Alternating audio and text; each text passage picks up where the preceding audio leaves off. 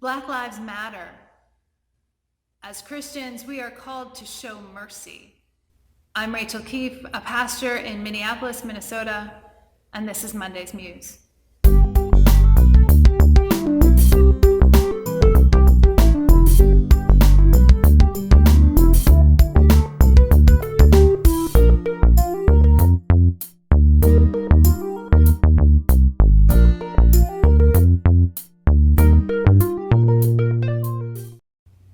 Given all that has happened around the country, and especially here in the Twin Cities this week, instead of a regular episode, I'd like to share with you today's sermon. I don't want to add more candles to our table as the race wars in this country continue. And my friends, that is what it is. We don't want to acknowledge it. And I know there are some of you here that are not going to be very happy with what I have to say this morning. I get that. And I feel compelled to say it anyway. The original question for this morning was, how do I make peace with a difficult neighbor? I don't know which one of you put that question in. But we've got a bigger problem than not getting along with the person next door. This country is involved in a race war, whether we want to acknowledge it or not. Systemic racism is everywhere, and not one of us is unaffected. Not one of us. And if you are a white person in this room and you are thinking, but I am not a racist, yes, you are, and so am I. Because we have benefited from racist systems of justice, of economics, of education, on down the line. We have benefited, and many of us have remained silent. One of my friends posted on Facebook this morning from somebody else, one of the black leaders in the country, and I don't know who it was, that there are thousands of preachers who will be complicit in racism this morning by not saying a word, by keeping the silence. As you know, I would not be one of those. There is too much happening in this world when police officers can shoot black people and not have a fair and just investigation and never, ever be prosecuted. We have a problem. We have a huge problem. And unlike many of the others, no one can say anything horribly negative about Philando Castile. He was a model citizen. Yes, I'm sure you've seen the reports. He had 72 parking tickets, or 72 moving violations, 48 of which have been dismissed. That says he was pulled over driving while black an awful lot. And you may have also seen that the police officer stopped him because he resembled a perpetrator in a crime because he had a wide nose. Really? Can you identify the nostrils of someone in a car down the street? Really? Make no mistake about what is happening here in this country. And I'm not going to tell you that all police officers are bad. I was at the scene of the homicide on Lake Street on Thursday morning, and those officers responded with respect, compassion, and professionalism to the family of the victim. And there was many things that would have challenged their respect, compassion, and professionalism. So it is not all police officers. I'm not saying that. Nor am I saying that the shooting of the 5 officers in Dallas was an appropriate response. That was just as heinous a crime committed by one individual. When a white person shoots a lot of people, what do we say? Mental illness and gun control.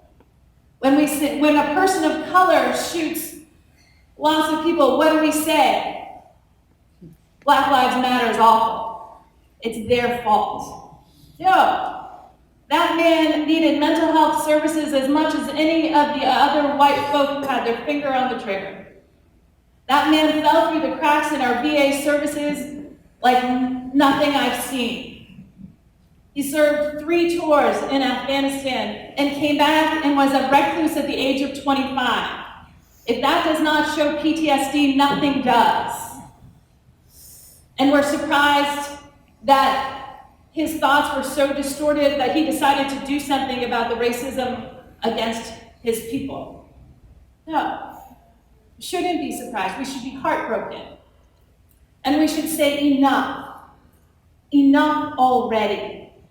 And I know there's many of you who think that Black Lives Matter are doing all the wrong things. And to that I say, I don't care. They are doing something. They are trying to be seen and heard because there is no justice for people of color in America today. There is no justice.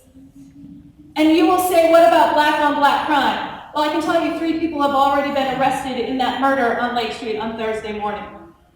And when the shooter of that baby is found, they will be arrested and prosecuted and go to jail. There is already a legal system in place that unjustly and overly punishes people of color. There is not a system in place that will punish police officers for their racist acts. There is not. I'm sorry if you are made uncomfortable by the actions of Black Lives Matter. I am made uncomfortable by the actions of Black Lives Matter. I wish there was another way. I truly wish there was another way, but people have been engaged in civil disobedience to get people to see them since what, the 50s, if not before then. Is there a better way to call attention to the injustice that pervades our justice system than shut down a highway? I don't know what it is, because no one was listening. Now the whole country is listening, because throughout the world yesterday, there were thousands who gathered in protest. And yes, some foolish anarchists ruined it for the people in St. Paul. They took advantage of a crowd of people and caused more distress and disturbance than should have been done. That should not be an excuse for dismissing Black Lives Matter. That should be an excuse for showing up and saying, we will not tolerate this. People have a right to protest. And I am not going to tell a people of color what is right for them. I am going to show up and offer my support to the best of my ability. I was there on 94 last night. I left because I did not think it was appropriate for me to get arrested, because I work with the Minneapolis police as a community support person. Getting arrested does not help that. Nor would I think all of you would appreciate it if I said I can't come and preach this morning because I'm in jail. Some would, not everyone. But let's get back to the text. There was a line in the reading from George Bernard Shaw. Did you hear it? The being a force of nature instead of a feverish, selfish little clod of ailments and grievances complaining that the world will not devote itself to making you happy. White folks have been feverish, selfish little clods of ailments and grievances for a very long time. Our ailments and grievances cannot compare to people of color. And in Minnesota, people hold up the flag. Minnesota is the best place to raise your children if you're white. If you are a person of color, it is the absolute dead last place to receive equal standing, to receive justice, to be seen as a human being. Friends, Black Lives Matter is not the problem. Gun control is not the problem. Mental health services are not the problem. They are pieces of the problem. The problem is we have ceased to see each other as neighbor. We see each other as other. We have failed to see the humanity, let alone the divinity, in the person right next to us. We allow the lies of our history to cloud our judgment. If you think it is right for a black person to be pulled over simply because they are black, there was no taillight out on that car. Not a single taillight out on that car. If you think it is right for a person of color to be at risk walking down the street, there's something wrong. And if you think it is peculiar only to people of color, think about that story of the Samaritans. There was a person lying beaten on the side of the road, and the priest and the Levite, both holy men, crossed the street to the other side. That is how Samaritans were treated in Jesus' time. That is why he picked the Samaritan to be the model neighbor. Because in those days, Jews did not associate with the Samaritans. They were dismissed, marginalized, pushed aside, unseen, unwanted. That's why Jesus chose the Samaritan to be the good neighbor. And if you think that you are no one's Samaritan, you're mistaken. There is someone who will cross the street to avoid each and every one of us for whatever reason. We have all, at some point, had the experience of being marginalized. All of us. It's just how far to the margin you have been pushed. And if this does not enable you to see the pain in the black community when one of their own is shot, nothing will. You need to have your empathy checked and evaluated. Who was the good neighbor in the story? The one who showed mercy. Not the one who remained peaceful and calm and didn't get angry and remained silent. Not the one who rapidly crossed to the other side of the street to avoid the whole scene. No, the one who showed mercy, no matter what he was feeling. He could have been disgusted. He was a Samaritan. He wasn't any more fond of the Jews than the Jews were fond of the Samaritans. Doesn't matter what he thought or what he felt. He showed mercy. He went out of his way to care for the wounded person. And friends, that is exactly what we ought to be doing, is going out of our way to care for the wounded among us. I don't care how you do it. I don't care if you walk in protests, or you correct language on Facebook, or you tell your friends to stop with their racist jokes. I don't care how you do it. Break the silence. Write letters to our legislature and demand that laws be changed so police need a better reason to pull a gun than their own fear. Do something.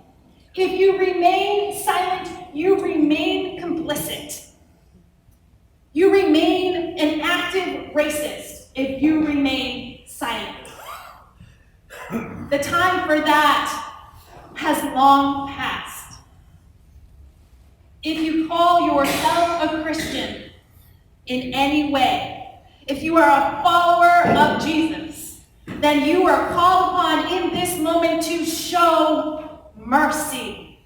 Stop judging. It doesn't matter if Black Lives Matter is right or wrong. It doesn't matter if the police were right or wrong in using force. What matters is that you step up, that you show mercy, that you allow space for grieving for those who are grieving, that you offer compassion to those who are fearful for their sons and daughters, fathers and sisters, mothers and grandparents. Remember how you felt after Orlando. How personal that felt for all of us gathered here. How much we thought it could have been any of us. That is exactly how the Black community, people of color, feel when one of theirs is shot by police and there is no justice. Let us stop with our judgments. Stop with our worry about what's right and what's wrong, and let us commit right now to showing mercy. Amen.